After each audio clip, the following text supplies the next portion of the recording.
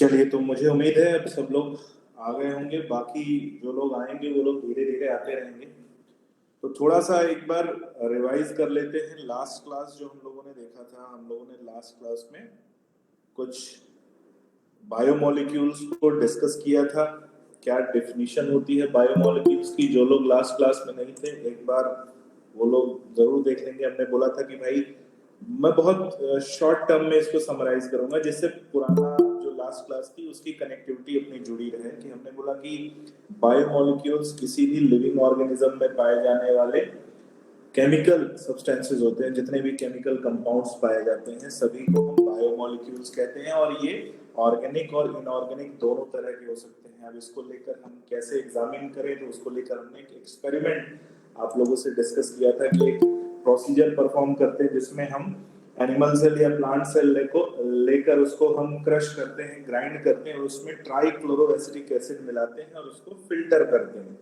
तो जो part filter होता है उसे हम एसिड सॉल्युबल पूल कहते हैं, जो फिल्टर नहीं होता है उसे एसिड इनसॉल्युबल पूल कहते हैं। और दोनों तरह में, दोनों पूल में, मतलब दोनों सॉल्यूशन में अलग अलग सब्सटेंसेस पाए जाते हैं। हमने बोला था कि जो एसिड सॉल्युबल पूल होते हैं उनमें बेसिकली माइक्रोमोलिक्यूल्स पाए जाते हैं, बायो माइक्रोमोलिक्यूल्स, जिनका साइज 18 डाल्टन से 800 डाल्टन तक होता है, जिनको हम फिल्ट्रेट कहते हैं। हमने लास्ट क्लास में डिस्कस किया।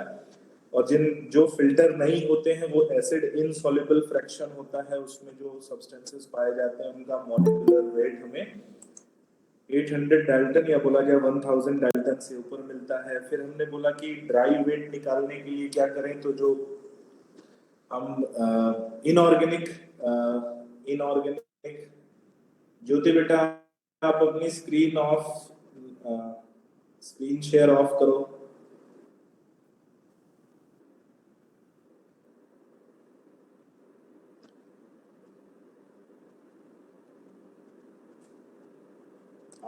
आप लोगों में से किसी को अपनी स्क्रीन शेयर नहीं करनी बेटा। आपको बस लॉगिन करके चुपचाप बैठ के देखना है। अपने आप मेरी स्क्रीन आप लोग को दिखती जाएगी और मैं जो करा रहा हूँ वो आप लोगों को समझ में आता जाएगा। ठीक है, तो हमने इनऑर्गेनिक सब्सटेंसेस के एनालिसिस के लिए हमने क्या किया कि भाई ड्राई वेट निकाला, और ड्राई वेट में हमें जो इनऑर्गेनिक जो ऐश मिलता है, ड्राई वेट को डिहाइड्रेट किया, डिहाइड्रेट करने के बाद उसे बर्न किया, उसके बाद हमें जो ऐश मिलता है उस ऐश को या जो राख मिलती है उसे एग्जामिन करेंगे। तो हमें इनऑर्गेनिक कंटेंट जो है वो लिविंग ऑर्गेनिज्म का मिलेगा, जिसको हमने एग्जामिन किया और बताया कि अर्थ क्रस्ट और ह्यूमन बॉडी का एक कंपैरिजन। फिर यहाँ पर कंपैरिजन आपस में भी था उनके अमाउंट को लेकर। तो यहाँ पर कंपैरिजन में 3 पॉइंट मैंने आपसे डिस्कस किए थे कि अर्थ क्रस्ट में क्या क्या ज्यादा पाया जाता है। तो सबसे ज्यादा ऑक्सीजन, सेकेंड नंबर पे सिलिकॉन, और थर्ड नंबर पे हमने कैल्शियम की बात की थी। और उसका कंपैरिजन ह्यूमन बॉडी से जब करेंगे तो फर्स्ट नंबर यानी 65% ऑक्सीजन, सेकंड नंबर पे कार्बन, और नाइट्रोजन 3.3% हमने डिस्कस किया था। फिर हमने बताया कि मॉलिक्यूल्स दो तरह के होते हैं, एक बायो माइक्रो मॉलिक्यूल्स, एक bio macro molecules. Bio micro molecules में हमने डिस्कस किया कि जिनका मॉलिक्यूलर वेट 1000 डाल्टन से कम होता है। ये सब लास्ट क्लास में डिस्कस हुआ है, हम बस उसको एक बार रिकॉल करने की कोशिश कर रहे हैं। 1000 डाल्टन से कम होता है वो बायो माइक्रो मॉलिक्यूल होते हैं।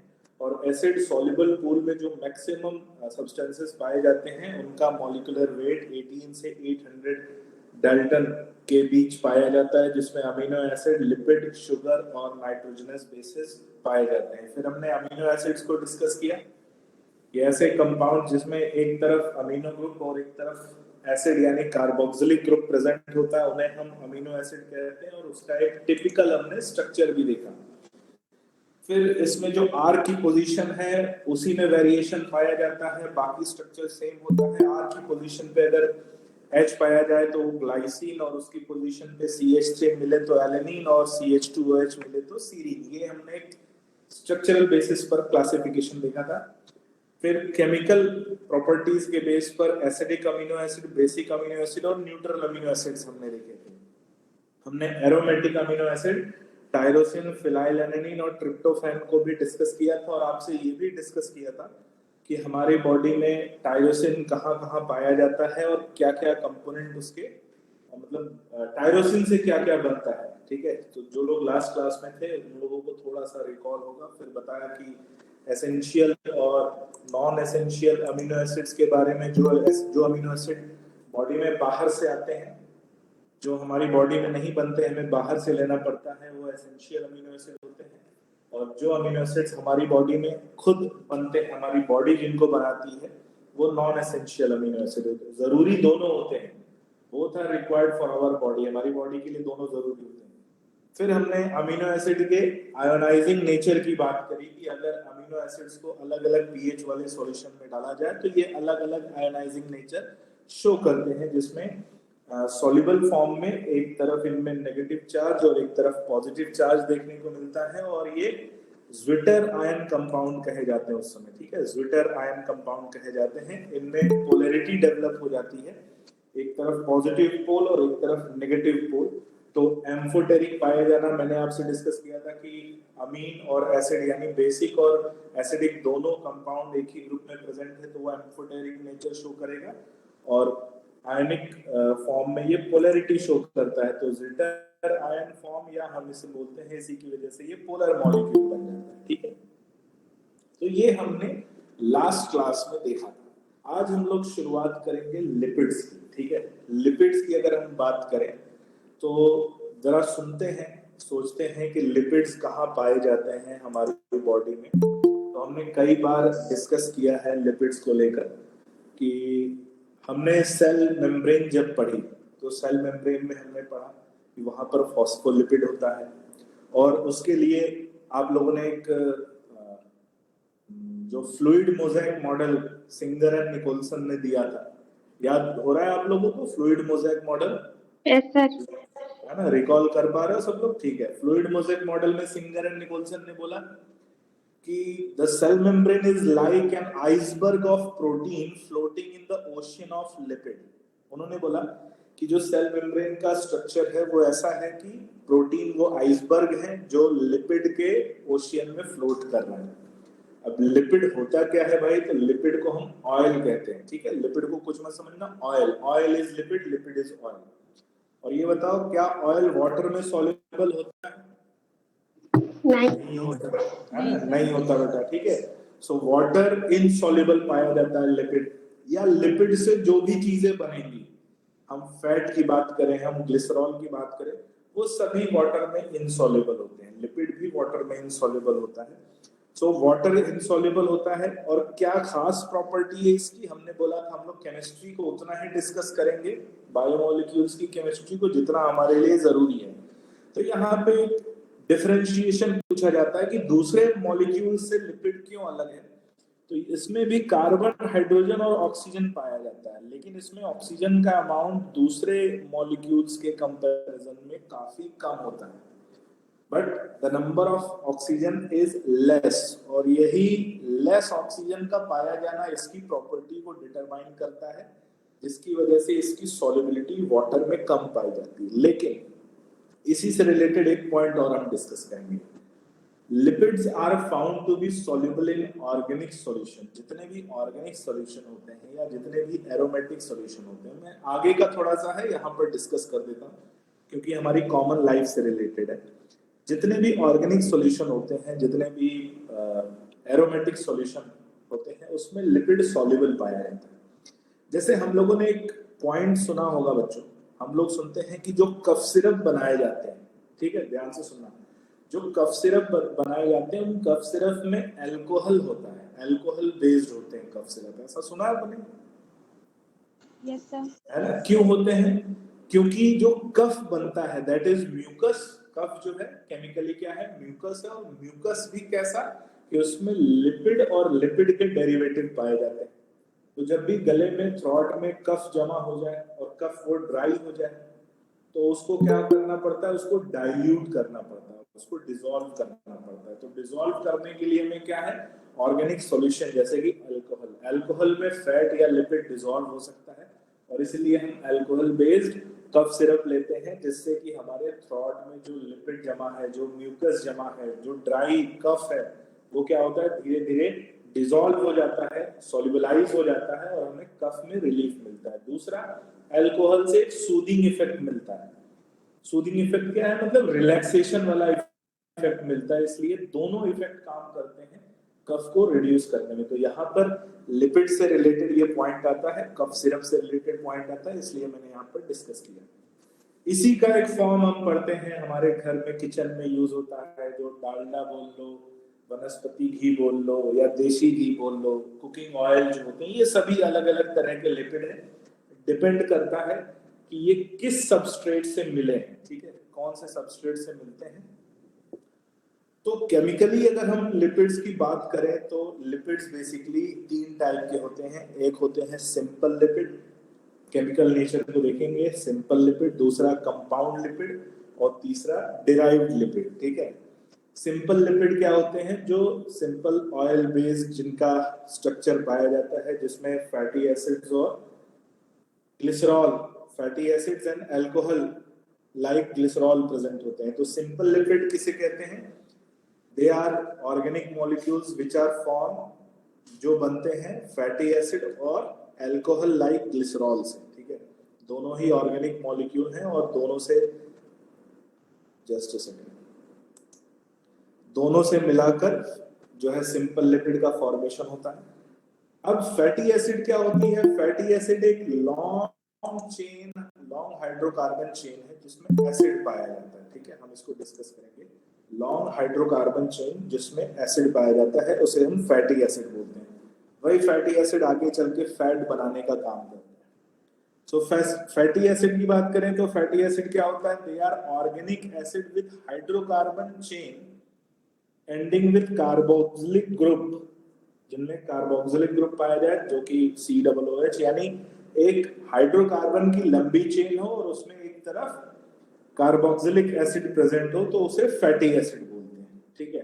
और ग्लिसरॉल क्या है, ग्लिसरॉल जो है अल्कोहल लाइक ऑर्गेनिक मॉलिक्यूल है, देखेंगे बड़ा सिंपल स्ट्रक्चर पाया जाता है।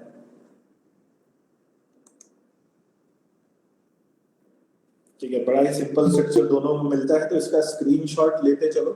तो हम देखेंगे अगर हमें एक लॉन्ग चेन हाइड्रोकार्बन मिले, ठीक है, जिसमें कम से कम अगर हम बात करें तो 14 से 15, ठीक है, 14 से 15 या उससे भी ज्यादा कार्बन प्रेजेंट हो, लॉन्ग चेन हाइड्रोकार्बन मिले और उसमें एसिडिक कार्बोक्सिलिक एसिड ग्रुप मिले, तो वो क्या कहलाएगा, फैटी एसिड, ठीक है।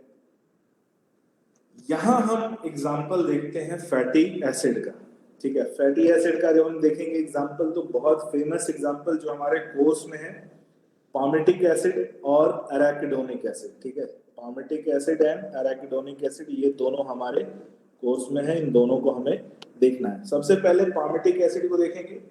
सो पामेटिक एसिड 16 कार्बन की चेन पाई जाती है, ठीक है, 16 कार्बन की चेन है और इस कार्बन चेन में एक एंड पर आप देख सकते हो यहाँ पर कार्बोक्सिलिक एसिड ग्रुप अटैच है।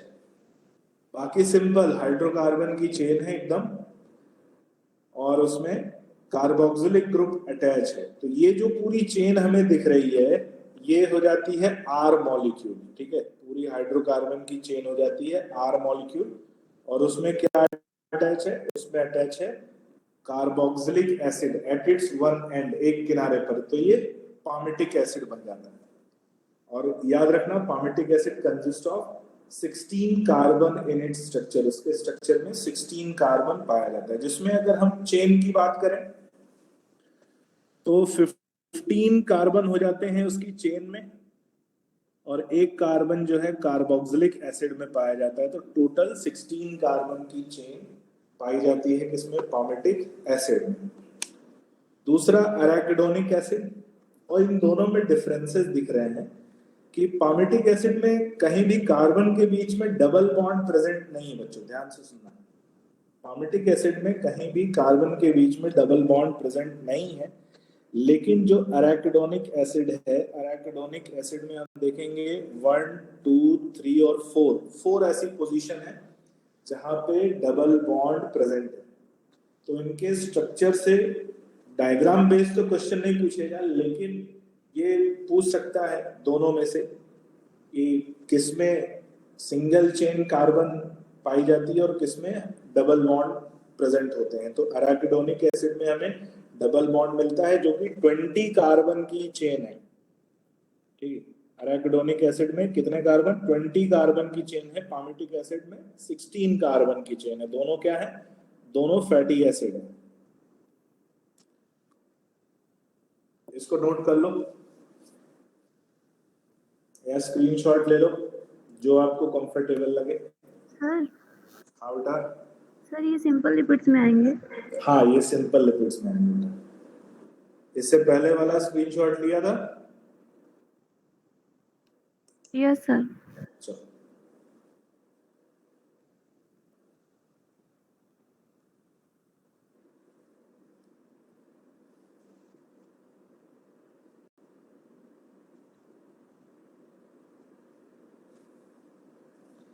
अब बात करेंगे फैटी एसिड की।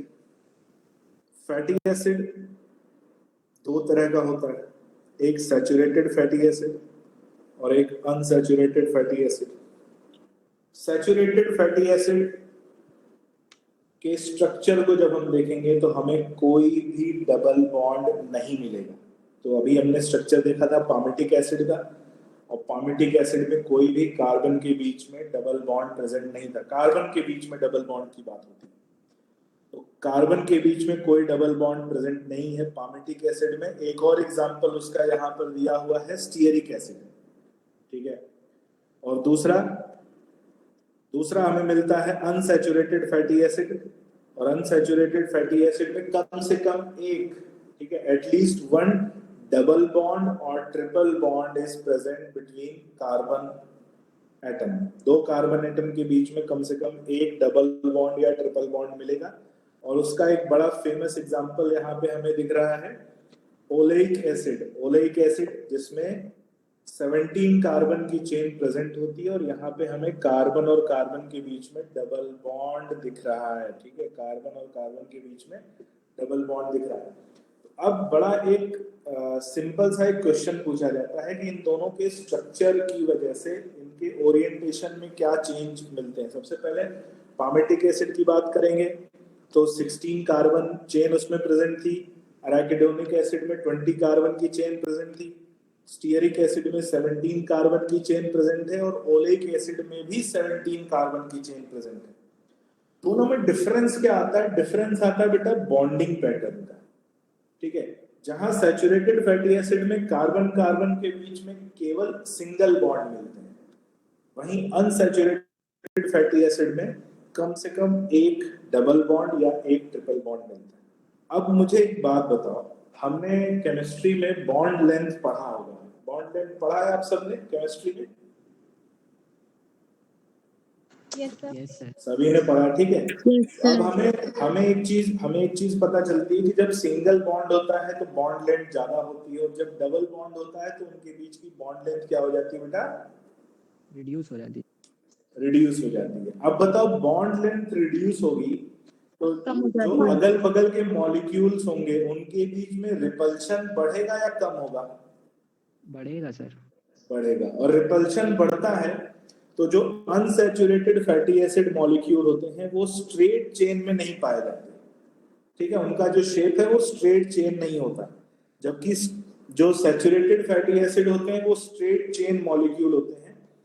और अनसैचुरेटेड फैटी एसिड में बॉन्ड, डबल बॉन्ड या ट्रिपल बॉन्ड बनने की वजह से रिपल्शन बढ़ता है, और रिपल्शन बढ़ने की वजह से इनका जो जहां भी बॉन्ड होता है वहां से एंगल का डेवलपमेंट पाया जाता है। तो इनके स्ट्रक्चर की बात करेंगे ना, तो इनमें हमें ये 180 डिग्री नहीं मिलते, हमें इसमें एक पर्टिकुलर एंगल मिलता है, और ये एंगुलर स्ट्रक्चर इनका पाया जाता है। ठीक है, ये दोनों के स्ट्रक्चर में एक बहुत बड़ा डिफरेंस पूछा जाता है कि सैचुरेटेड फैटी एसिड और अनसैचुरेटेड फैटी एसिड के स्ट्रक्चर को लेकर क्या डिफरेंस है। तो जहां सिंगल बॉन्ड है वो स्ट्रेट चेन मिलता है, और जहां डबल या ट्रिपल बॉन्ड होते हैं उनमें इंट्रामॉलिक्यूलर रिपल्शन की वजह से, इंट्रामॉलिक्यूलर रिपल्शन यानी इस मॉलिक्यूल के जो एटम्स हैं उनके आपस में जो रिपल्शन है, उस रिपल्शन की वजह से इसमें एंगुलर स्ट्रक्चर डेवलप होता है। ठीक है,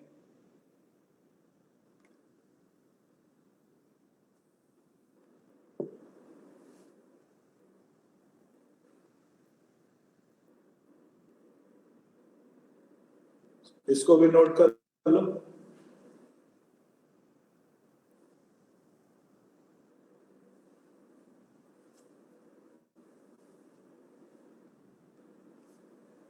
done sir.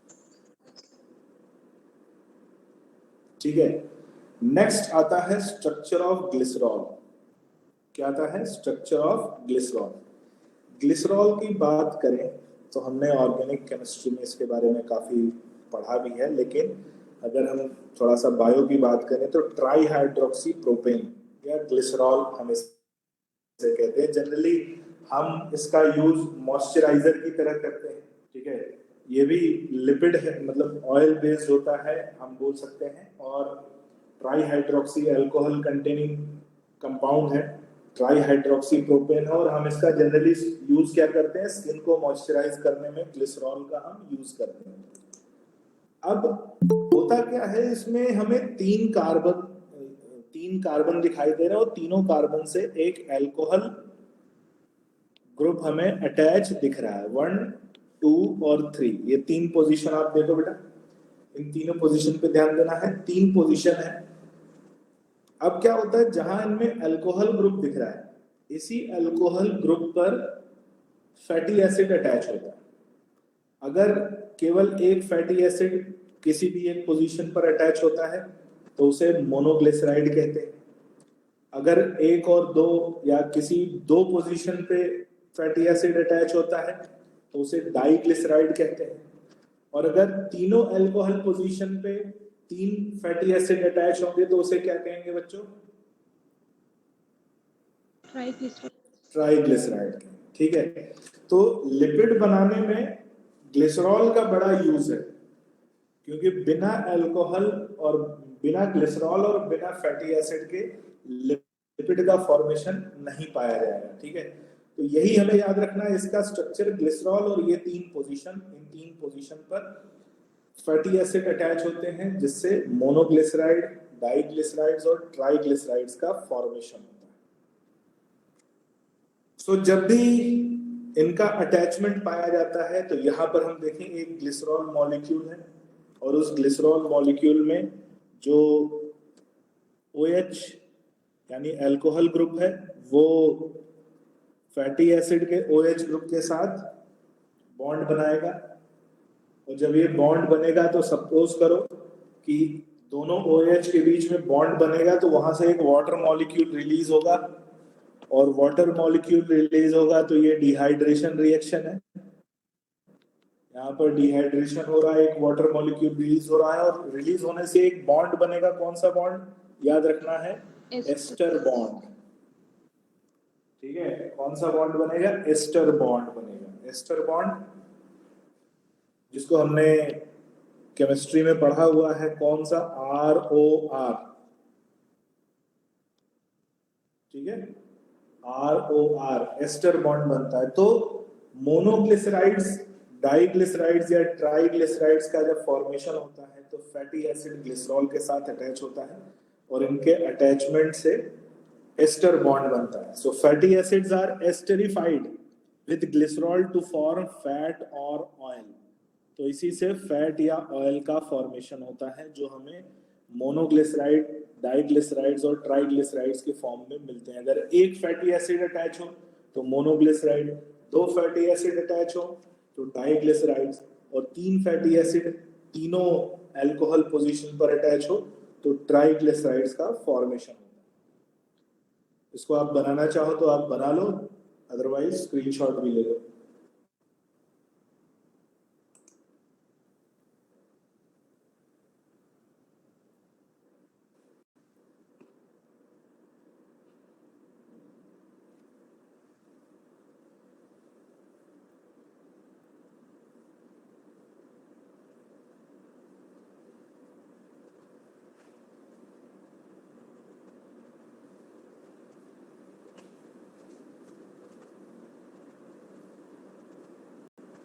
Done sir.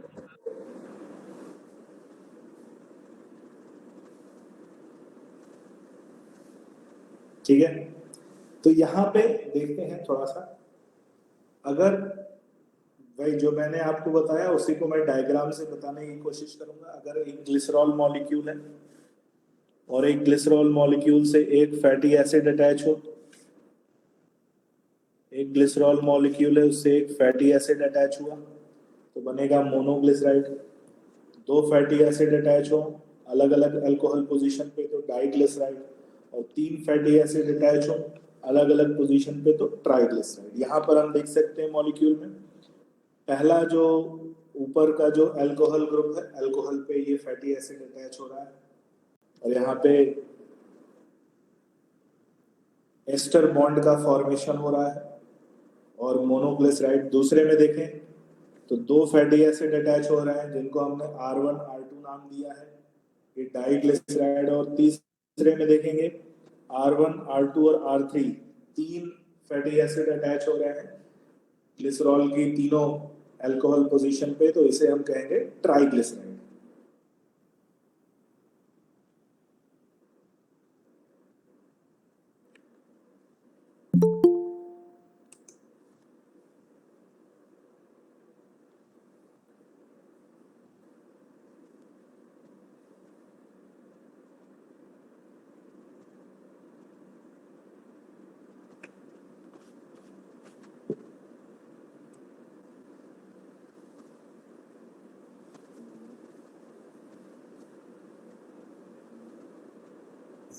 Done, sir.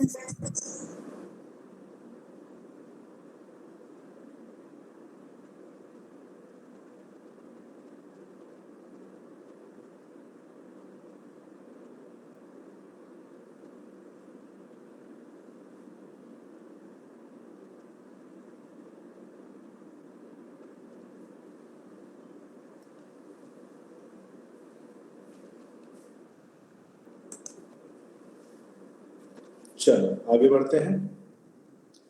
यहाँ पर एक डायग्राम मैंने दिखाया है जहाँ पे ग्लिसरॉल के तीनों अल्कोहल पोजीशन पे वही वहां पर ट्राइग्लिसराइड का जो स्ट्रक्चर था उसी को एक थोड़े अलग ओरिएंटेशन में यहाँ पर हमें ग्लिसरॉल के तीन कार्बन 1 2 और 3 तीनों पे अल्कोहल ग्रुप और तीनों अल्कोहल ग्रुप में अलग अलग fatty acid attach, ester bond का फॉर्मेशन। तो ट्राइग्लिसराइड हमें ये डायग्राम दिख रहा है जहां पर R1 R2 और R3 ये तीन अलग अलग फैटी एसिड्स हैं।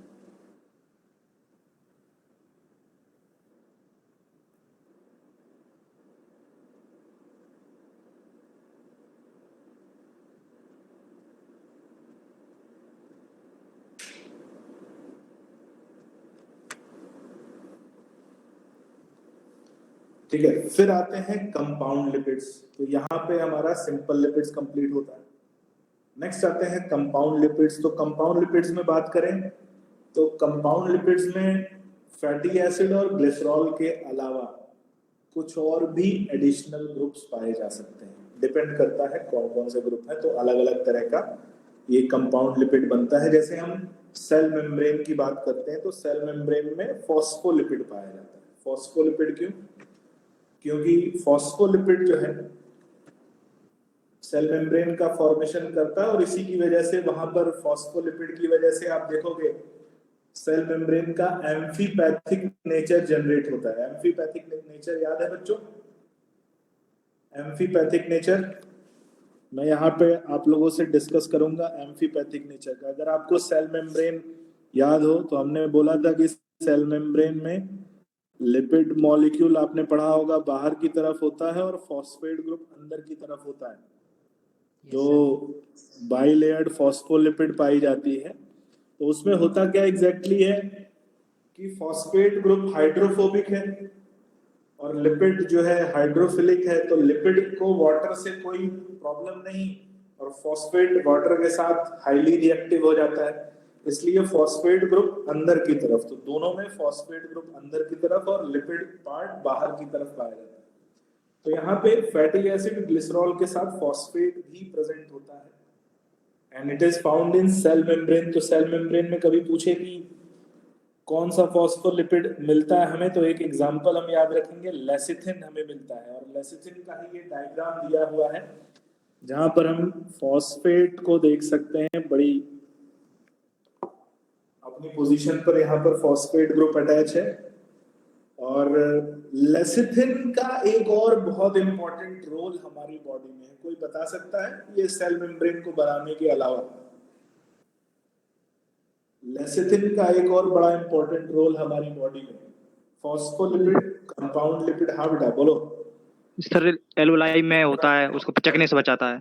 वेरी गुड, बहुत अच्छे। एल्वुलाई में, जो एल्वुलाई का बलून लाइक नेचर है, उसमें उसके सरफेस टेंशन को रिड्यूस करता है और उसको कोलैप्स करने से बचाता है। ठीक है, लेसिथिन सिक्रीट होता है, बहुत अच्छे होता है, वेरी गुड।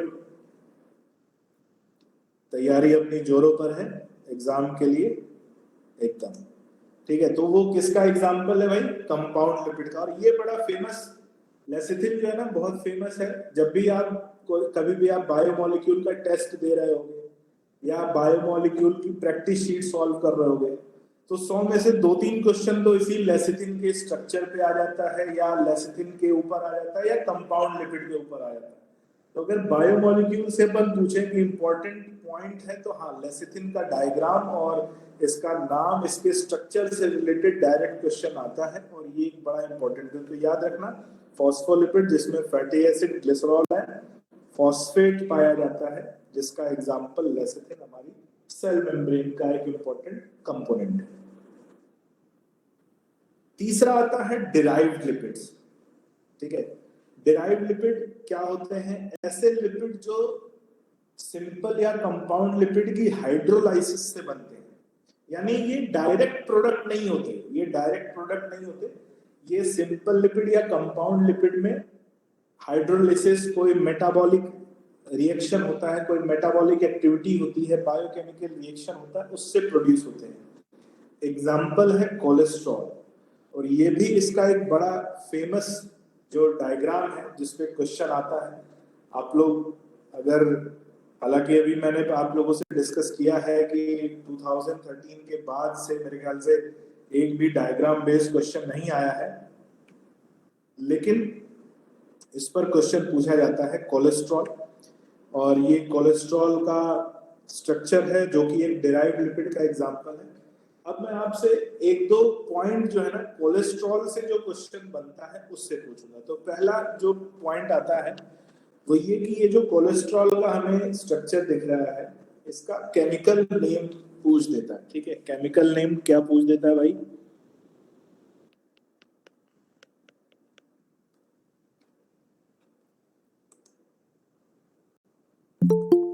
साइक्लोपेंटानो पर हाइड्रोपेनाथ्रीन।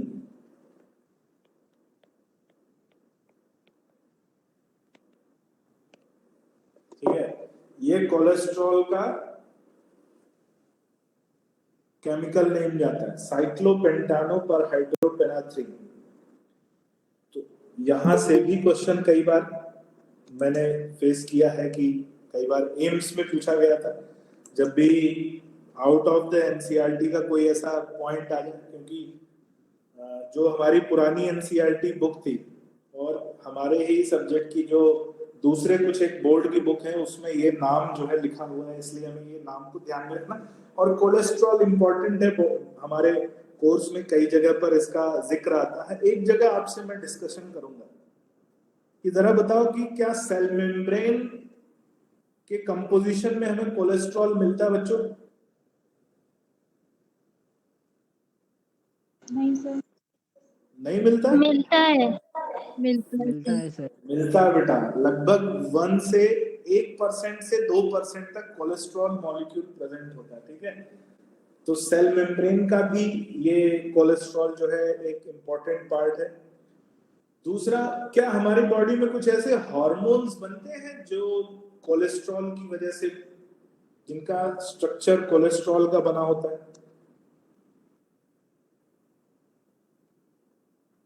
Yes sir. क्या बोलते हैं उनको? Steroid hormone. Very good, steroidal hormone. जितने भी हमारी बॉडी में स्टेरॉइडल हार्मोन बनते हैं, स्टेरॉइड हार्मोन का न्यूक्लियस, या बोला जाए जैसे सेल में न्यूक्लियस होता है, तो वैसे स्टेरॉइडल हार्मोन के स्ट्रक्चर का न्यूक्लियस होता है। और स्टेरॉइडल हार्मोन्स बिना कोलेस्ट्रॉल के बन ही नहीं सकता। जितने भी एड्रिनल कॉर्टेक्स से सिक्रीट होने वाले हार्मोन हैं वो सभी स्टेरॉइडल हार्मोन हैं। हम ईस्ट्रोजन, प्रोजेस्टेरॉन, टेस्टोस्टेरोन की बात करें, ये सभी स्टेरॉइडल हार्मोन हैं और इन सभी को बनाने के लिए किसकी जरूरत पड़ती है? कोलेस्ट्रॉल की जरूरत पड़ती है। और कोलेस्ट्रॉल का फॉर्मेशन कैसे होता है? सिंपल या कंपाउंड लिपिड की हाइड्रोलाइसिस से बनते हैं। ठीक है, नोट कर लो, इसका स्क्रीनशॉट ले लो।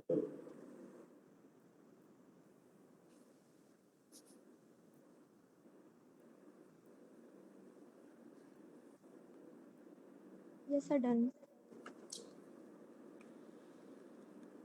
फिर हम बात करते हैं on the basis of melting point. ठीक है, मेल्टिंग पॉइंट की बात करें तो लिपिड दो तरह के होते हैं on the basis of melting point. एक होते हैं फैट और दूसरे होते हैं ऑयल।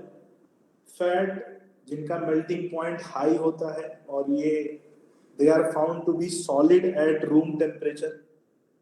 तो फैट के बारे में हम लिखेंगे they are found to be solid at room temperature. ठीक है, ये रूम टेम्परेचर पे सॉलिड फॉर्म में पाए जाते हैं। और ऑयल जो होते हैं इनका लो मेल्टिंग पॉइंट होता है, they are found to be liquid at room temperature.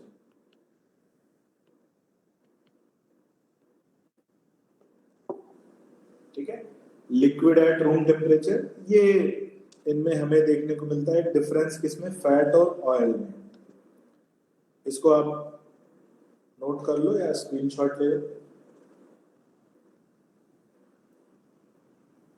घी देखा ना बेटा? घी खाते हो कि नहीं सब लोग? Yes sir. Yes sir. घी Yes, sir, खाते we- रहो, शरीर को बहुत जरूरत रहती है। तो घी एग्जाम्पल हो जाता है फैट का। और जो हम कुकिंग ऑयल या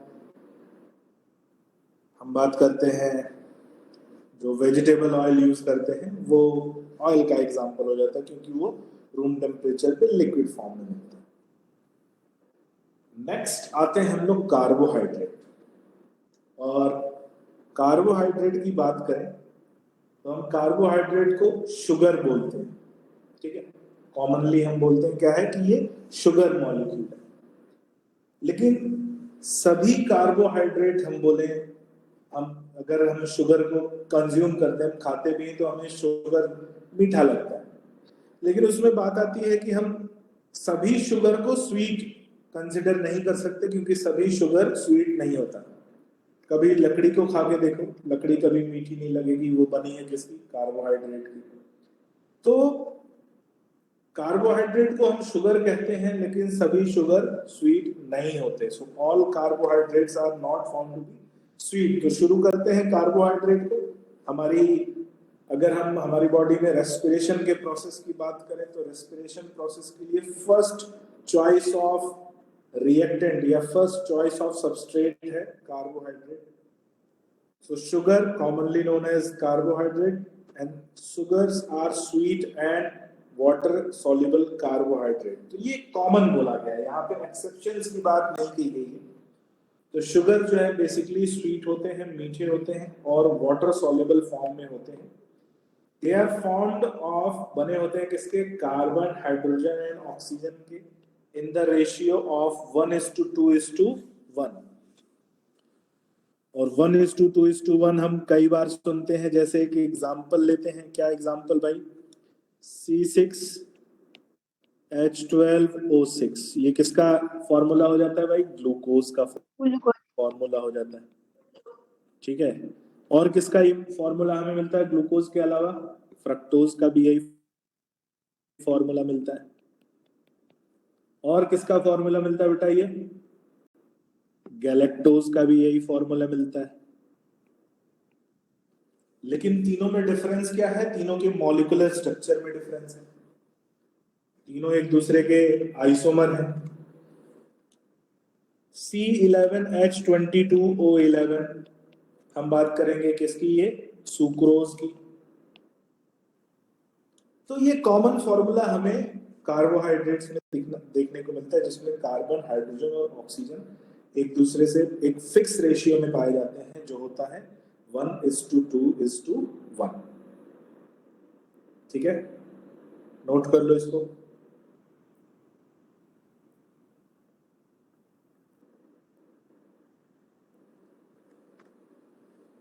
Done, sir.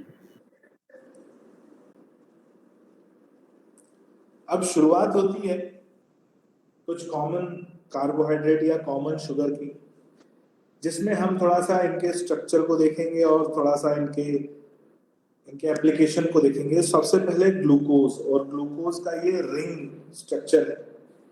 So glucose C6H12O6, जो हम कॉमनली ग्लूकॉन डी की बात कर ले, जो ग्लूकॉन डी का पाउडर आता है हम लोग लेते हैं, उसको लेने से क्या होती है, अचानक से एनर्जी मिलती है। अचानक से मतलब थोड़ा टाइम लगता है, 2-4-5 मिनट का टाइम लगता है, तो बॉडी को एनर्जी मिलती है, क्योंकि बॉडी सबसे जल्दी अगर एनर्जी एक्वायर कर सकती है तो वो किससे, कार्बोहाइड्रेट से एक्वायर कर सकती है।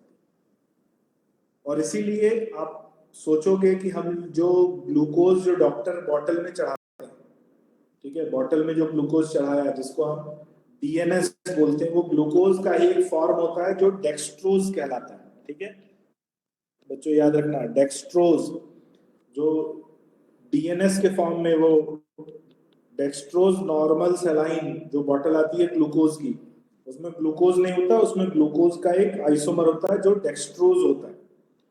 तो डेक्सट्रोज उसमें रहता है, उसको हम बॉडी में वेन फ्लो के थ्रू जो है इंट्रावेनस देते हैं, तो अचानक से 1-2 मिनट में वो ग्लूकोज पूरी बॉडी में सर्कुलेट हो जाता है और बहुत रैपिड हमें एनर्जी प्रोवाइड करता है। तो इसीलिए जब भी हम सेलुलर रेस्पिरेशन की बात करेंगे तो सबसे पहले हमारा फर्स्ट चॉइस ऑफ सबस्ट्रेट होता है ग्लूकोज। और ग्लूकोज का यहाँ पे हमें रिंग स्ट्रक्चर दिख रहा है। इंपॉर्टेंट आ जाता है इस रिंग स्ट्रक्चर में कार्बन की पोजीशन। बच्चों क्यों इंपॉर्टेंट आ जाती है, यहाँ पर हमें फर्स्ट कार्बन की पोजीशन मिलती है, यहाँ सेकंड कार्बन। मैं क्यों बता रहा हूँ, क्योंकि आगे कहीं ना कहीं एक चीज से रिलेटेड है। Second carbon, third carbon, fourth carbon, fifth carbon और ये सिक्स्थ कार्बन जो है इस रिंग से बाहर एक टेल के फॉर्म में पाया जाता है। टेल होती है छठवें कार्बन की पूंछ बाहर निकली होती है। और 5 कार्बन के अगर हम शुगर की बात करें, 5 कार्बन शुगर, तो यहाँ पे हमें मिलेगा फर्स्ट कार्बन। ये बहुत इंपॉर्टेंट है सेकंड कार्बन। सेकंड कार्बन बहुत ज्यादा इंपॉर्टेंट है क्योंकि ये आगे से रिलेटेड है। क्यों रिलेटेड है अभी हम डिस्कस कर लेंगे। थर्ड कार्बन, फोर्थ कार्बन और फिफ्थ कार्बन यहाँ भी रिंग स्ट्रक्चर के बाहर मिलता है। 5 कार्बन का शुगर है, राइबोज नाम है, C5H10O5। इसके बारे में हम लोगों ने फोटोसिंथेसिस की साइकिल में कई बार पढ़ा हुआ है। ठीक है, फोटोसिंथेसिस की साइकिल में हमने कई बार इसको पढ़ा हुआ है। तो डिफरेंस क्या है, इसकी इंपॉर्टेंस क्यों इतनी बढ़ जाती है, क्योंकि जो भी न्यूक्लिक एसिड होते हैं, जो भी न्यूक्लिक एसिड होते हैं, अगर हम बात करें डीएनए की या हम बात करें आरएनए की, तो वहां पे जो डिफरेंस पाया जाता है वो इस राइबोज शुगर में ही पाया जाता है। So they are very important component of nucleic acid, और यहीं से हम इसको डिस्कस करते चलेंगे। और बड़ी फेमस पोजीशन है ये बेटा, ये सेकंड कार्बन पर जो ये OH ग्रुप है, ये बहुत फेमस है। सेकंड कार्बन पर जो ये OH ग्रुप है,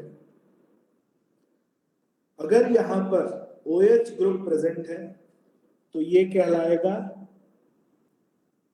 राइबोज शुगर। क्या कहलाएगा, ribose sugar. And it will become part of RNA, और ये आरएनए बनाने के लिए यूज होगा। क्या, राइबोज शुगर। जैसा ये राइबोज शुगर यहां दिया हुआ है, ये राइबोज शुगर आरएनए बनाने के लिए यूज होगा। आरएनए राइबो न्यूक्लिक एसिड जिसे हम कहते हैं राइबो न्यूक्लिक एसिड। क्यों, क्योंकि उसमें carbon 5 carbon containing ribose sugar पाया जाता है जिसके सेकंड कार्बन पे OH ग्रुप अटैच है। लेकिन अगर हम सपोज करें इस OH की जगह पे केवल H अटैच होता है, H प्रेजेंट होता है, तो यहाँ पे एक ऑक्सीजन की कमी होती है और ये कहलाता है डीऑक्सी राइबोज। क्या कहलाता है, डीऑक्सी राइबोज, और ये यूज होता है क्या बनाने में? डीएनए के फॉर्मेशन में। तो डीएनए और आरएनए, ठीक है, यहाँ पर मैं 2-3 पॉइंट आप लोगों से डिस्कस करूंगा, बड़ा जरूरी है। तो डीएनए और आरएनए बनाने के लिए राइबोज शुगर बहुत जरूरी है, और अगर राइबोज शुगर में सेकंड कार्बन पे ये 5 कार्बन का जो शुगर है उसमें सेकंड कार्बन पे OH ग्रुप प्रेजेंट है तो वो आरएनए बनाने के लिए काम करेगा, और अगर सेकंड कार्बन पे केवल H प्रेजेंट होगा then it will be termed as deoxyribose, और वो फिर डीएनए बनाने में काम होगा। इसकी वजह से थोड़ा सा चेंज आता है। मॉलिक्यूलर बेसिस ऑफ इनहेरिटेंस आपने पढ़ा होगा। अभी मॉलिक्यूलर बेसिस ऑफ इनहेरिटेंस पढ़ लिया कि नहीं आप लोगों ने? चल रहा है सर अभी। अच्छा ठीक है। तो मॉलिक्यूलर बेसिस ऑफ इनहेरिटेंस में जब आप डीएनए और आरएनए में डिफरेंसेस पढ़ोगे ना, तो आपको पता चलेगा कि इसी राइबोज और डीऑक्सीराइबोज की वजह से इनकी रिएक्टिविटी में बहुत बड़ा डिफरेंस आता है। राइबोज होने की वजह से जो आरएनए है वो हाईली रिएक्टिव हो जाता है, और मतलब बोला जाए तो केमिकली जो है अनस्टेबल होता है in comparison to DNA. DNA थोड़ा ज्यादा स्टेबल होता है, ठीक है, आरएनए से ज्यादा स्टेबल होता है। डीएनए में जल्दी जल्दी चेंजेस नहीं आते, जल्दी बदलाव नहीं आता। आरएनए में बहुत जल्दी जल्दी चेंजेस आते हैं, आरएनए में बहुत जल्दी जल्दी म्यूटेशन होता है। अब मैं एक और टॉपिक यहाँ पे लिंक कर रहा हूँ, म्यूटेशन। ये बड़ा इंपॉर्टेंट है। बायोमॉलिक्यूल से जेनेटिक मटेरियल, जेनेटिक मटेरियल से म्यूटेशन, क्योंकि इसी की वजह से म्यूटेशन की चांसेस आरएनए और आरएनए कंटेनिंग ऑर्गेनिजम्स में ज्यादा पाई जाती है। अभी हम लोग एक पेंडेमिक से गुजर रहे हैं। आप लोगों ने कोविड नाम सुना होगा, सबने सुना है मेरे ख्याल से। इस नाम से भली भांति सब लोग परिचित हैं, है ना? कोविड में क्या हो रहा है बच्चों, उसको इससे कैसे रिलेटेड है थोड़ा सा रिलेट करूंगा तो आप समझ पाओगे। जो आरएनए होता है ये हाईली रिएक्टिव होता है, और हाईली रिएक्टिव होने की वजह से इसमें जल्दी जल्दी चेंजेस आते हैं। डीएनए थोड़ा सा स्टेबल होता है, और स्टेबल होने की वजह से ठहराव उसमें ज्यादा होता है, चेंजेस जल्दी नहीं आते। तो अभी कोविड का जो वायरस है, जिसे हम कोरोना वायरस बोल रहे हैं, ये आरएनए वायरस है।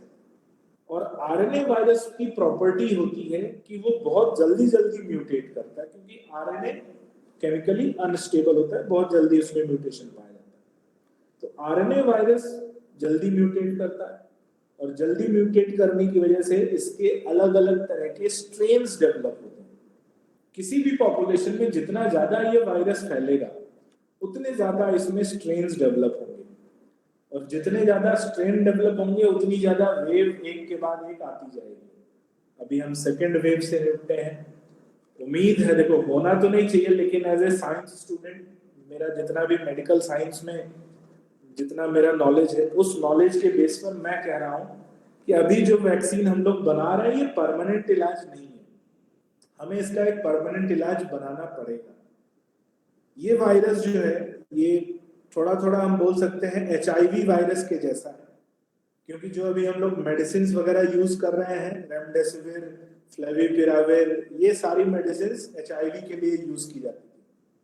तो HIV से रिलेटेड ये वायरस है। डिफरेंस बस इतना है कि HIV का वायरस अटैक करने में 8-10 साल का समय लेता था अपने आप को एक्टिवेट करने में, लेकिन ये वायरस 2-4 दिन 10 दिन का समय लेता है अपने आप को एक्टिवेट करके मल्टीप्लाई करने।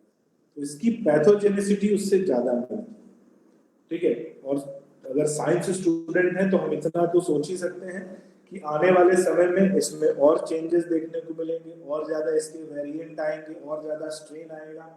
तो ये वैक्सीन जो है ना, एक परमानेंट इलाज हमें निकालना पड़ेगा कुछ इसका। अभी जो ये वैक्सीन हम लोग बना रहे हैं ये हो सकता है किसी एक स्ट्रेन पे काम करे, अभी पूरी रिसर्च भी नहीं हुई है, या ये हो सकता है 2-4 स्ट्रेन पर काम करे।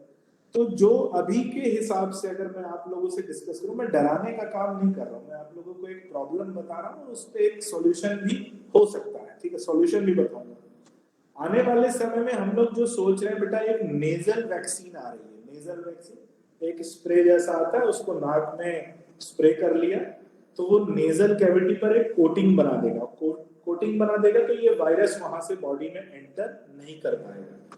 तो एक परमानेंट ट्रीटमेंट की तरह वो नेजल वैक्सीन हो सकता है। लेकिन अभी जो हम लोग ये कोविशील्ड और कोवैक्सीन और जो ये तमाम दुनिया भर की वैक्सीन सुन रहे हैं, ये कोई परमानेंट इलाज इसका नहीं होगा, क्योंकि आने वाले 1 2 3 सालों में कितने वेरिएंट इसके मिले हम कुछ नहीं बोल सकते, हो सकता है ना मिले भाई, ठीक है। जैसे भारत से पहले वेव के बाद कोरोना खत्म हो गया था, वैसे ही हो सकता है कि अब दोबारा दूसरी वेव के बाद भी खत्म हो जाए, फिर तीसरी के बाद भी खत्म हो जाए। तो ऐसा हम नहीं कहेंगे कि ऐसा होगा, लेकिन पॉसिबिलिटी चांसेस जो है वो यही है, ठीक है। तो आरएनए क्यों इंपॉर्टेंट है आपको समझ में आ गया होगा। और आरएनए में क्या पाया जाता है, कौन सा राइबोज शुगर होता है, और डीएनए में कौन सा राइबोज शुगर होता है, ये आइडिया आपको लग चुका है। सेकंड कार्बन पे जो OH और H में डिफरेंसेस पाए जाते हैं। नेक्स्ट जो कंपोनेंट आता है हम डिस्कस करेंगे नाइट्रोजनस बेस, ठीक है। नाइट्रोजनस बेस क्यों इंपॉर्टेंट है भाई, क्योंकि हम बायोमोलिक्यूल में अब थोड़ा आगे की तरफ बढ़ेंगे, तो हम सिंपल से थोड़ी सी कॉम्प्लेक्सिटी लेवल को देखेंगे, हम जेनेटिक मटेरियल को डिस्कस करेंगे। तो जेनेटिक मटेरियल को बनाने के लिए, जेनेटिक मटेरियल का स्ट्रक्चर बनाने के लिए नाइट्रोजनस बेस भी बहुत इंपॉर्टेंट है, ठीक है। जिस तरह से हमने बताया कि राइबोज शुगर या डीऑक्सीराइबोज शुगर इंपॉर्टेंट है, उसी तरह से ये नाइट्रोजनस बेसेस भी इंपॉर्टेंट है। अब नाइट्रोजनस बेस होते क्या है, ऐसे ऑर्गेनिक कंपाउंड, ऐसे साइक्लिक ऑर्गेनिक कंपाउंड जो बेसिक होते हैं और जिनमें नाइट्रोजन पाया जाता है, ठीक है। They are nitrogen containing cyclic compound which are found in nucleic acid। और न्यूक्लिक एसिड से मेरा मतलब है both DNA and RNA, DNA और RNA दोनों में पाए जाते हैं, ठीक है। नाइट्रोजनस बेसिस भाई स्ट्रक्चर ही बना होता है। जैसे हम बात करते हैं कि कोई कार बनी होती है, उसमें 4 पहिए, एक इंजन, एक बॉडी, एक चेसिस होता है, वैसे ही न्यूक्लिक एसिड बनाने के लिए हमें राइबोज शुगर चाहिए या डीऑक्सीराइबोज शुगर चाहिए, हमें नाइट्रोजनस बेस चाहिए, हमें फॉस्फेट ग्रुप चाहिए। ये 3 चीजों की जरूरत पड़ती है न्यूक्लिक एसिड को बनाने के लिए, यानी डीएनए या आरएनए को बनाने के लिए। अब नाइट्रोजनस बेस 2 तरह के होते हैं on the basis of their structure, उनके स्ट्रक्चर के बेस पर। कुछ ऐसे होते हैं जिनके स्ट्रक्चर में डबल रिंग पाया जाता है, कुछ ऐसे होते हैं जिनके स्ट्रक्चर में सिंगल रिंग पाया जाता है। तो जिनके स्ट्रक्चर में डबल रिंग पाया जाता है उन्हें हम प्यूरिन्स बोलते हैं। प्यूरिन्स क्या होते हैं, double ring structure, double ring compound. और पिरिमिडीन्स क्या होते हैं बेटा, single ring compound, single ring compound, ठीक है। अब याद रखना एक वर्ड है AgPO, AgPO। क्या पीओ इससे मतलब नहीं है, बस ये है AgPO। Ag यानी एडेनिन ग्वानिन, पीओ मतलब प्यूरिन, और 2 हैं तो डबल रिंग कंपाउंड है ये। तो इससे हमारा एक मेंटल स्टेटस सेट होगा कि AgPO, एडेनिन ग्वानिन, पीओ मतलब प्यूरिन, और 2 हैं तो ये डबल रिंग कंपाउंड है, ठीक है। अब यहां पर 3 दिख रहे हैं पिरिमिडीन्स, तो पिरिमिडीन्स में हमें मिलता है क्या, साइटोसिन, थायमिन और यूरासिल। तो इसका मतलब ये नहीं कि ये ट्रिपल रिंग कंपाउंड है, ये सिंगल रिंग कंपाउंड है। तो जो बच गए AgPO के बाद जो बच गए वो क्या है, पिरिमिडीन्स हैं, और ये सिंगल रिंग कंपाउंड है। अब इनको कुछ अल्फाबेट से डिनोट किया जाता है। एडेनिन को A से डिनोट करते हैं, ग्वानिन को G से डिनोट करते हैं, साइटोसिन को C से डिनोट करते हैं, थायमिन को T से डिनोट करते हैं, और यूरासिल को U से डिनोट करते हैं। इनमें डिफरेंसेस कई सारे पाए जाते हैं इनके स्ट्रक्चर को लेकर और इनकी प्रेजेंस को लेकर। थायमिन की बात करें so it is found only in DNA, और यूरासिल की बात करें and it is found only in RNA, और बाकी जो है ये डीएनए और आरएनए दोनों में पाए जाते हैं। थायमिन केवल डीएनए में, यूरासिल केवल आरएनए में, और बाकी जो है एडेनिन, ग्वानिन, साइटोसिन, ये डीएनए और आरएनए दोनों में ही एज इट इज पाए जाते हैं। अब इनके अगर हम स्ट्रक्चर को देखें, ठीक है, नाइट्रोजनस बेसिस जो 2 ग्रुप में है, purines double ring compound, pyrimidine single ring compound, इनके स्ट्रक्चर को देखें तो तो स्ट्रक्चर को देखने से पहले आप इसको नोट कर लो या स्क्रीनशॉट ले लो, फिर स्ट्रक्चर की तरफ बढ़ते हैं।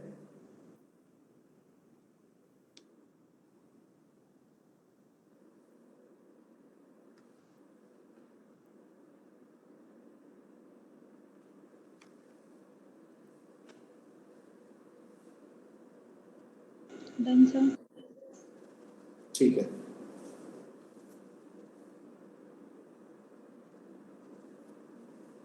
तो यहाँ पे हम देखेंगे, पहले ये देखेंगे कि एनसीईआरटी में दो ही स्ट्रक्चर दिए हैं। ठीक है, दो स्ट्रक्चर कौन कौन से, एक एडेनिन का दिया है और एक यूरासिल का दिया है। एनसीईआरटी के पहले स्ट्रक्चर देख लेते हैं, फिर टोटल सभी के स्ट्रक्चर को देखेंगे।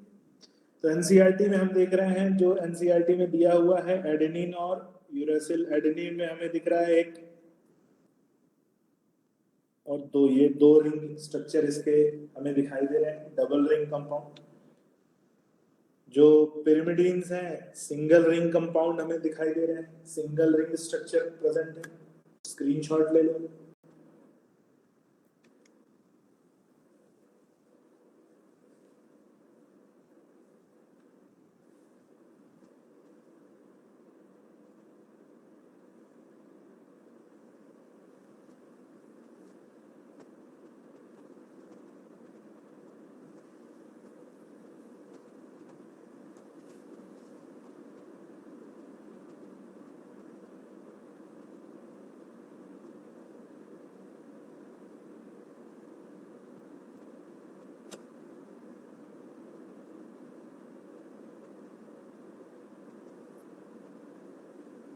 अब इनका पूरे का हम एक स्ट्रक्चर देखते हैं।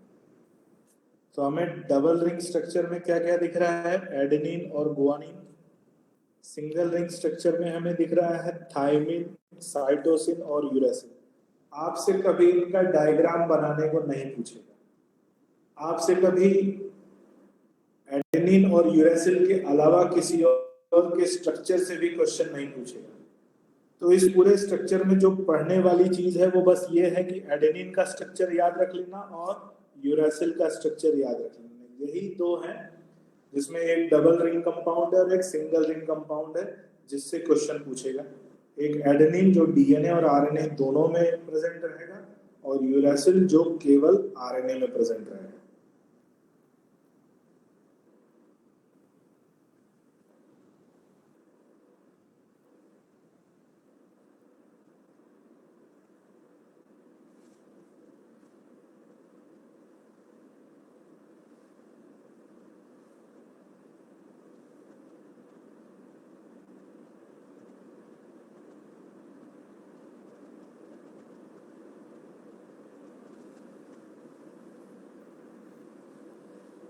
अब यहां से शुरुआत हो जाती है किसको बनाने की, जेनेटिक मटेरियल को बनाने की। ठीक है, तो अभी हमने जो नाइट्रोजनस बेस पढ़ा, हमने जो राइबोस शुगर पढ़ा, ये दोनों मिलकर न्यूक्लियोसाइड का फॉर्मेशन करते हैं। कैसे फॉर्मेशन करते हैं, तो न्यूक्लियोसाइड अगर हम देखने और समझने की कोशिश करें तो राइबोस शुगर यानी 5 कार्बन शुगर जिसे हम पेंटोस शुगर भी कहते हैं, pentose sugar plus nitrogenous base is equal to nucleoside. अब पेंटोस शुगर कौन कौन सा हो सकता है, राइबोस हो सकता है, ribose sugar plus nitrogenous base, ये हमें मिलेगा किसमें, आरएनए में। और deoxyribose sugar, deoxyribose sugar plus nitrogenous base, ये न्यूक्लियोसाइड हमें मिलेगा किसमें, डीएनए में। तो ये हमने जो 2 पॉइंट पढ़े, राइबोस शुगर या डीऑक्सीराइबोस शुगर, अगर उसके साथ नाइट्रोजनस बेस अटैच हो जाए तो न्यूक्लियोसाइड का फॉर्मेशन होता है। अब राइबोस शुगर तो सब में एक जैसा, लेकिन नाइट्रोजनस बेस अलग अलग टाइप के हैं और अलग अलग टाइप के नाइट्रोजनस बेस होंगे तो अलग अलग टाइप का न्यूक्लियोसाइड बनेगा। तो कौन कौन सा न्यूक्लियोसाइड बनेगा देखते हैं। सबसे पहला एडेनिन, अगर एडेनिन नाइट्रोजनस बेस शुगर के साथ अटैच होता है, कौन सा शुगर, पेंटोज शुगर, तो जो न्यूक्लियोसाइड बनता है उसका नाम है एडिनोसिन। ग्वानिन अगर अटैच होता है तो न्यूक्लियोसाइड बनता है ग्वानोसिन। साइटोसिन अगर अटैच होता है तो न्यूक्लियोसाइड बनता है साइटिडिन। थायमिन अगर अटैच होता है तो न्यूक्लियोसाइड बनता है थायमिडिन। और आरएनए में पाया जाने वाला यूरासिल अगर अटैच होता है शुगर के साथ तो जो न्यूक्लियोसाइड बनता है वो है यूरिडिन। इन पांचों के नाम याद होने चाहिए, ठीक है, और इसका किसी से कंफ्यूजन नहीं होना चाहिए। पांचों के नाम याद क्यों, क्योंकि डायरेक्ट ऑब्जेक्टिव पॉइंट बनाकर इनसे क्वेश्चन पूछा जाता है इनके नाम से, कि एडेनिन अगर न्यूक्लियोसाइड बनाएगा तो उस न्यूक्लियोसाइड का क्या नाम होगा, यूरासिल अगर न्यूक्लियोसाइड बनाएगा तो उसका नाम क्या होगा। तो ये जो नाम है ये इंपॉर्टेंट हो जाते हैं क्योंकि इनके नाम से डायरेक्ट क्वेश्चन पूछे जा सकते हैं। मुझे नहीं लगता इसको याद करना कोई आपके लिए कठिनाई होगी। Adenosine, guanosine, cytidine, thymidine, uridine, ये हो जाते हैं न्यूक्लियोसाइड। नोट कर लिया।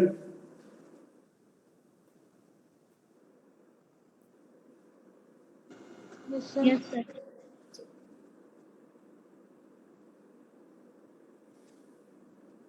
ठीक है, यहां पर हम देख सकते हैं एडेनिन नाइट्रोजनस बेस कहां पर अटैच है ये भाई, देखो यहाँ पे ये है एडेनिन नाइट्रोजनस बेस और ये कौन से कार्बन के साथ अटैच है, फर्स्ट कार्बन।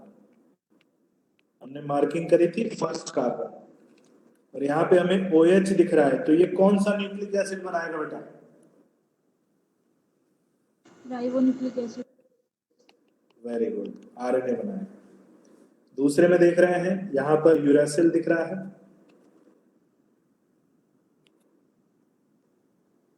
ये भी कौन से कार्बन पे, फर्स्ट कार्बन पे। तो यानी एक पॉइंट हमें समझ में आया कि जो नाइट्रोजनस बेस अटैच होता है वो अटैच होता है राइबोस शुगर के फर्स्ट कार्बन से, ठीक है। तो ये पोजीशन फिक्स हो गई कि ये फर्स्ट कार्बन से अटैच होता है जिससे न्यूक्लियोसाइड बनता है, ठीक है। ये भी एक पॉइंट बना के पूछा जा सकता है, इसका भी स्क्रीनशॉट ले लो।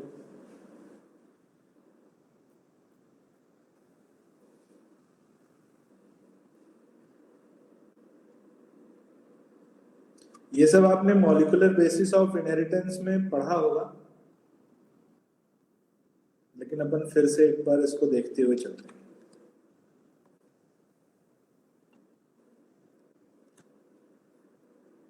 अब आता है न्यूक्लियोटाइड, ठीक है। तो जो हमने न्यूक्लियोसाइड पढ़ा था उसके अगर साइड में फॉस्फेट ग्रुप आके अटैच हो जाए तो वो बन जाता है न्यूक्लियोटाइड, ठीक है। क्या अटैच हो जाए, फॉस्फेट ग्रुप। कैसे अटैच होगा भाई, देखेंगे कि ये शुगर है और शुगर कौन सा है, पेंटोज शुगर है। तो थोड़ा सा स्पेस लेके लिख दें, ये पेंटोज शुगर है। पेंटोज शुगर में फर्स्ट कार्बन से अटैच हुआ क्या, नाइट्रोजनस बेस, ठीक है। कौन से कार्बन से अटैच हुआ, फर्स्ट कार्बन से।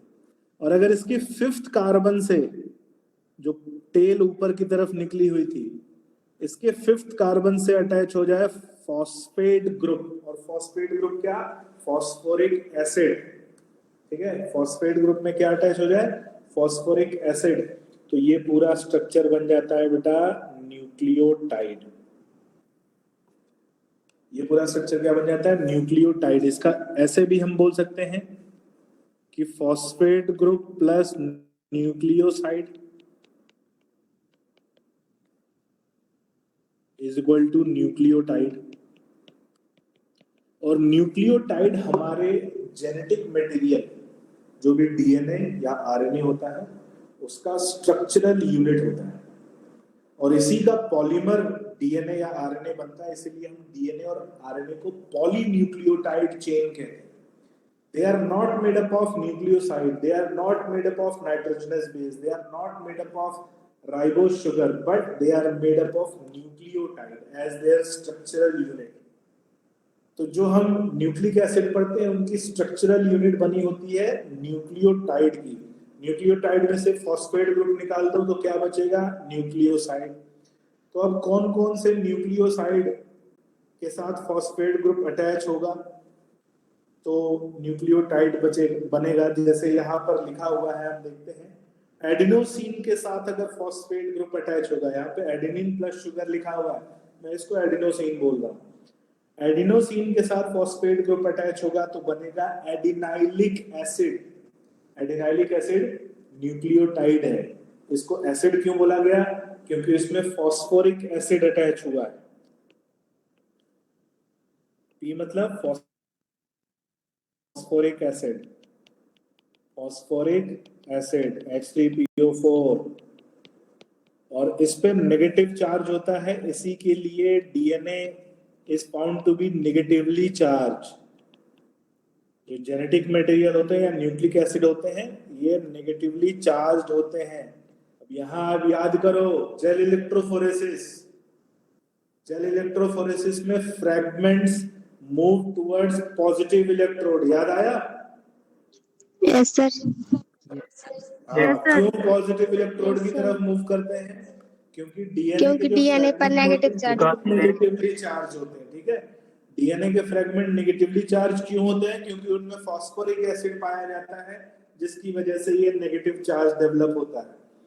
तो adenosine plus phosphate is equal to adenylic acid, guanosine plus phosphate is equal to guanylic acid, cytosine plus cytidine plus phosphate is equal to cytidylic acid, thymidine plus phosphate is equal to thymidylic acid, और uridine plus phosphate is equal to uridylic acid.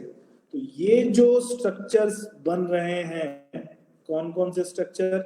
हम बात करें adenylic acid की,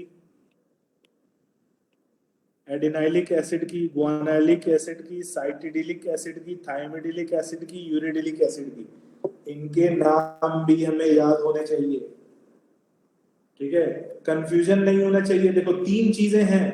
अब अगर पांचों की बात करें तो 15 हमारे पास वर्ड है। 5 नाइट्रोजनस बेस जिनसे 5 न्यूक्लियोसाइड बनेंगे और उनसे 5 न्यूक्लियोटाइड बनेंगे। इनके नाम में कंफ्यूजन नहीं होना चाहिए। न्यूक्लियोटाइड हमेशा एसिड वाला मॉलिक्यूल होगा जिसके नाम में एसिड लगा होगा। एडिनोसिन से एडिनाइलिक एसिड, गुआनोसिन से गुआनाइलिक एसिड, साइटिडीन से साइटिडाइलिक एसिड, थाइमिडीन से थाइमिडाइलिक एसिड, और यूरिडीन से यूरिडाइलिक एसिड। ठीक है, नोट कर लो इसको।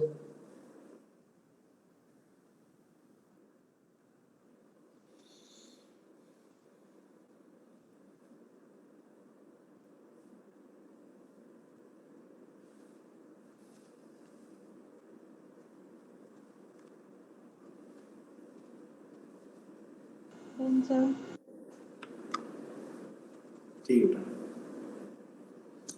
तो यहां पे देखो ये है एडिनाइलिक एसिड का डायग्राम, और एडिनाइलिक एसिड में देखेंगे तो हमें राइबोस शुगर बीचों बीच फर्स्ट कार्बन पे अटैच है एडेनिन जो कि नाइट्रोजनस बेस, और 5th कार्बन पे अटैच है